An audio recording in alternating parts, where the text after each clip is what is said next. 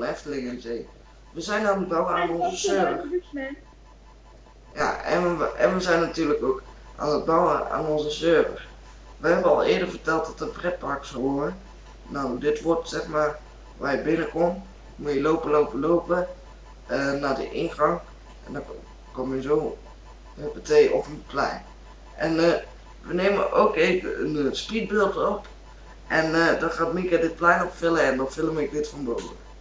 Oké, tot zo bij de speedbeeld en geniet van de rest van de video. Vergeet niet een like te doen en te abonneren.